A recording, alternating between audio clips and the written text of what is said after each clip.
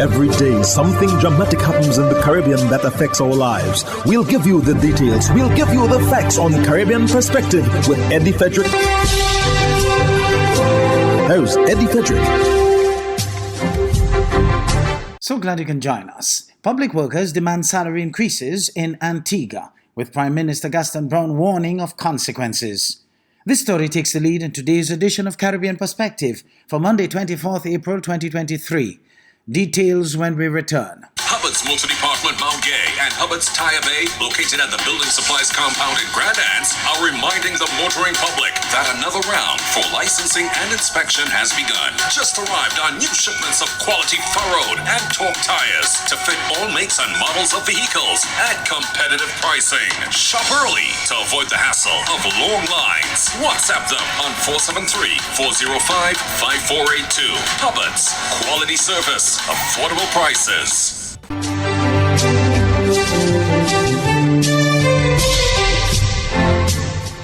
Welcome back.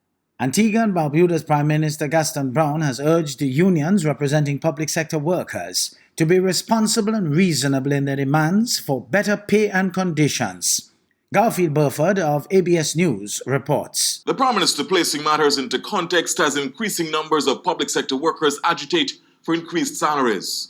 I find, though, that political elements are now taking over the leadership of these institutions, and they're becoming a little reckless with their demands.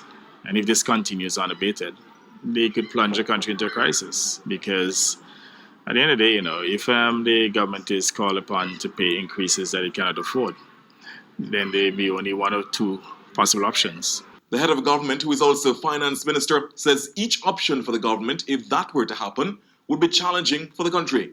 One, we increase taxes, or two, we retrench, or maybe both, so possibly three. Now, we would like to maintain the stability in prices, so we would not want to necessarily increase prices at this time by increasing taxes. And in addition, we are opposed to retrenching. So we continue to ask for some level of reasonableness. Workers, we understand the difficulties, but they also have to understand too that government revenues have declined significantly as a result of COVID, and we are still suffering from the lingering effects of COVID. Prime Minister Brown says the government has already committed to ensuring improved wages, despite what some multilateral agencies have said. Yes, we have agreed to give an increase, and this is despite the advice of the IMF and other institutions who have asked us to try and hold any increases in salaries and wages. But notwithstanding, you said, we have to go the extra mile. But having gone the extra mile and we've been pushed to go beyond the capacity of the government, then they're going to create a crisis. And I just want them to know that their actions also have consequences. Not that we're threatening anyone, but if we don't sensitize the public as to the possible consequences of demands that are beyond the means of the government, then perhaps they can argue that they made demands out of ignorance. So I think it's in our interest, our remit as leaders, to bring to their attention the possible consequences without, it being, let's say, our position being considered as a threat. Prime Minister Brown says there is also another risk to unreasonable demands for wage increases. They would have an inflationary impact at a time when inflation is already a significant challenge. A former FBI special agent and attorney, Wilfred Rattigan, is firing back at comments made by the Foreign Affairs Minister of Jamaica following a claim pertaining to the senator's failed Commonwealth bid and related funding. Nika Lewis of CVM Live has more. Damning allegations of myriad breaches and possible perjury in relation to the $99,000 gifted by private donors to the minister's failed Commonwealth Secretary General bid. The claims are to be settled on a date to be decided once the respondents are in receipt. However, in a statement from Foreign Affairs Minister Senator Kamina Johnson-Smith, she insists the claims are baseless and untrue, despite reporting she is neither aware of nor in receipt of any such forms.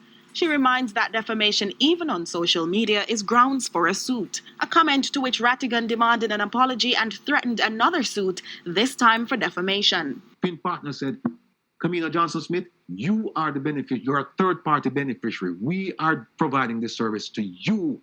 It's a gift to you from somebody else, right?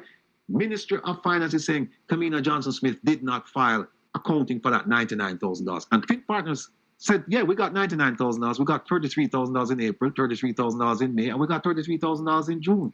And here is a list of things that we gave her. Here is the tea, here is the course, the lectures, whatever the preparation. Here's what we gave her. So she must come and tell me now that they're lying. Rattigan notes the minister's contention will have to be with the government entities and bodies locally and in the U.S., from which he procured documents. Documents, he insists, show up to March 30 of 2023 signs of breaches of the Financial Administration and Audit Act and possible tax evasion. I can prove that she did not file. She must now come and prove that she did file. And if you notice, she hasn't produced a single piece of document to say Rattigan is a liar because here is my filing. She hasn't. And you know why I think she hasn't done that? Because she didn't file. And I know for sure that with the Ministry of Finance, she didn't file up to March 30th. She did not file unless this document is a lie. He challenged the government senator to provide her proof that she accepted the donation by the books, adding, she has now filed a fraudulent document with the taxing authorities because she's supposed to file the 99, file it and said, look, this $99,000 came as a gift and it comes in as ordinary income and I am supposed to pay like 24% on that. Here is my 24% of that $99,000. So I'm saying to her, instead of saying that the allegations are false and baseless and blah, blah, blah, show away your documents, them. Nika Lewis, CVM Live.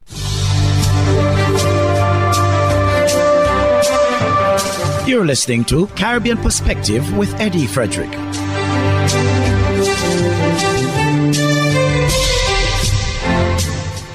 Jamaica's Tourism Minister Ed Bartlett, in his sectoral presentation in the Parliament, praised his sector for its economic contribution and resilience throughout the COVID-19 pandemic. Kimberly Henry of CVM Live reports. In 2022, Madam Speaker, we welcome 3.3 million visitors, a 117% increase over 2020. That was just an account of the performance of the tourism industry during the pandemic. Tourism Minister Ed Bartlett, in the sectoral debate on Tuesday, says they have witnessed the largest winter season in the industry's history, pointing to the future performance, which he says is poised to exceed expectations. The estimates for full recovery that we had for 2024, we projected that we would have $3.8 billion in revenue. The actual performance, Madam Speaker, is $4.1 billion. He adds approximately 1.2 million visitors were brought in, which accounts for a 90+% increase. And we brought in the process $1.12 billion, which is 46.4% increase over last year.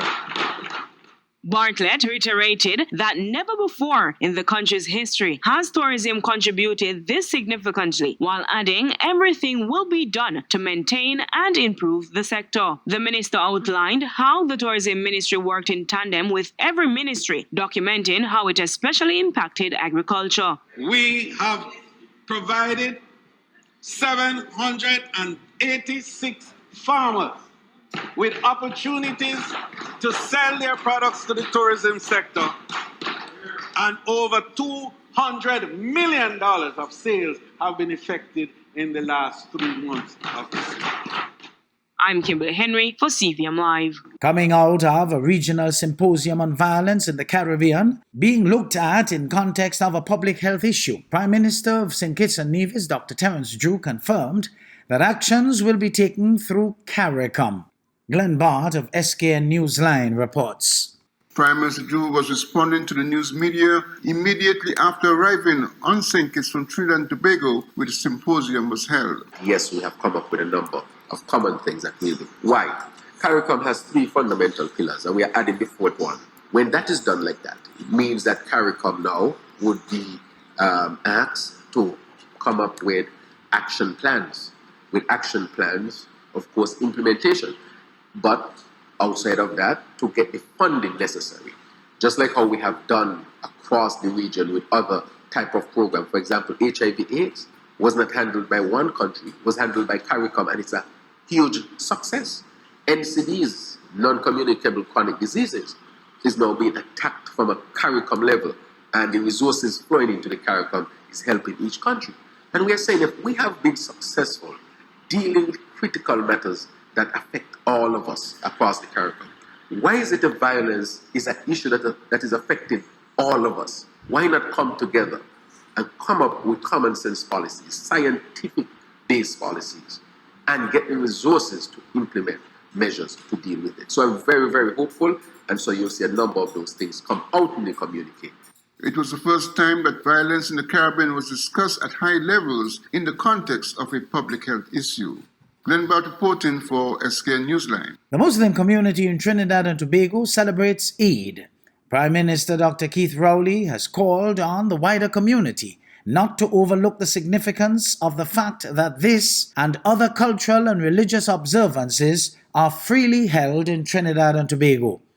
In the meantime, Minister Stuart Young is full of praise for the Muslim community, dismissing what he calls a few bad apples. TV6's Renissa Cutting reports. Prime Minister Dr. Keith Rowley and Minister Stuart Young accompanied Minister Kazim Hussein to the Haji Shafiq Islamic Center this morning, where they partook in the customary Eid almsgiving, prayers and salutations. The Prime Minister noted that he, as a non-Muslim, attends the Eid al-Fitr celebrations annually, as he called on the national community to value a diversity of beliefs and the freedom to express same. I heard words of acknowledging that our country is about the best in the world, even though we, like others, have difficulties. Let us not take for granted what others fight for and even lose their lives for, which is the peaceful coexistence of people with different opinions. Today we were encouraged not to demand that our opinion prevails over all others, but to acknowledge and to respect other people's opinion so that peace and harmony can exist among us. Those entreaties are good to reflect upon because those are the strength and the lifeblood of this diverse nation. Minister Kazim Hussein then took the opportunity to thank the Prime Minister for fostering an environment where all can thrive. I want to thank the Honorable Prime Minister for giving me the opportunity as a Muslim to serve this country, and I want to thank him personally, Prime Minister. You have always given me the leeway to go to mosque on a Friday, Juma, to break fast. I will get the opportunity to leave the Parliament. I will get the opportunity to go and pray and break fast. And I always say, I will continue to say, members, I put Islam first. Everything else after. Meantime, Minister Stuart Young is showing public support for the Muslim community in the face of what he calls a few bad apples. And growing up with my cousins and my family from the South were all Muslim. And we always grew up in peace and in harmony. And that is what I know of the Muslim community. Humble, peaceful, contributing to the society of Trinidad and Tobago in very significant ways. Muslim brothers and sisters, that is a message that you all must reverberate out there today. And don't let us, a few small bad apples amongst us, spoil what people think Islam is about. Because you here know, and I know from personal experience, about the peaceful nature of Islam and the strong pillar of religion that it is. Renassa Cutting, TV6 News. Hubbards is once again innovating the way you shop with its new online store, providing 24-hour shopping convenience. You can shop now for appliances, hardware, houseware, building material, and more. Free delivery island-wide. Start shopping now at hubbardshardware.gd. Safe, convenient, reliable.